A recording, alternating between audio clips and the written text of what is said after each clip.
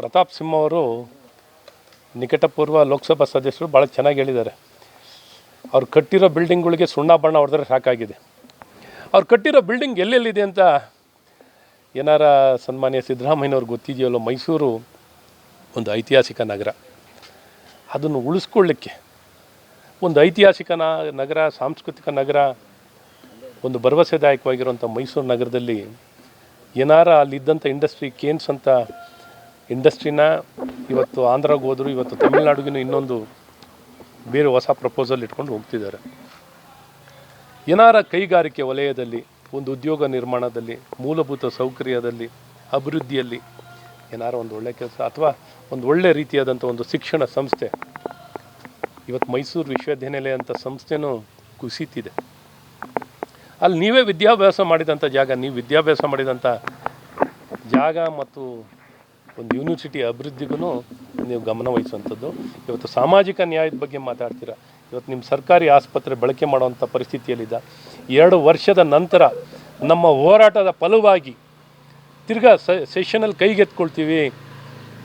ಯಾವೊಂದು ಔಷಧಿಗಾಗಿ 800 ಕೋಟಿಯನ್ನು ಕೊಡಬೇಕಾಗಿತ್ತು ಆರ್ಥಿಕ ಇಲಾಖೆ, ರಿಜೆಕ್ಟ್ ಟೆಸ್ಟಲ್ಲಿ ಮಾಡಿದ್ರು ಅಂತ ತೋರಿಸಿ ಫೈಲ್ನ. ಔಷಧಿ ಕೊಂಡ್ಕೊಳ್ಳಿಕ್ಕೆ ಕೊಡಬೇಕಾಗಿರೋ ಹಣವನ್ನು ಕೊಡದೆ ಆಟ ಆಡ್ತಿದ್ದಾರಲ್ಲ.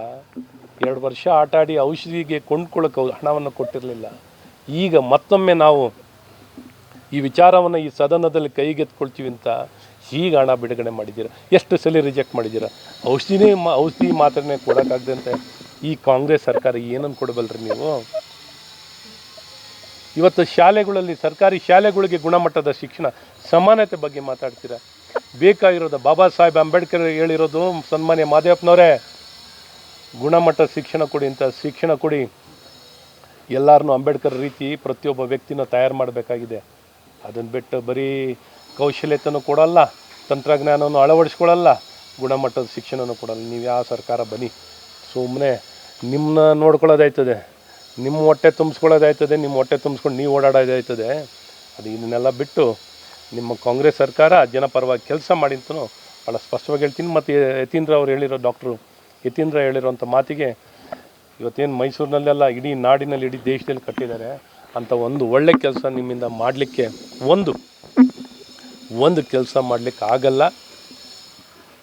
ನಿಮ್ಮ ಕೈನಿಂದ ಒಳ್ಳೆಯ ಕೆಲಸಗಳು ಇದುವರೆಗೂ ಒಂದು ಒಳ್ಳೆಯ ಕೆಲಸ ಮಾಡಲಿಕ್ಕಾಗಲ್ಲ, ಇನ್ನು ಮುಂದಕ್ಕೂ ಮಾಡೋಕ್ಕಾಗಲ್ಲ ಅಂತ ನೇರವಾಗಿ ಹೇಳೋಕ್ಕೆ ಇಷ್ಟಪಡ್ತೀನಿ.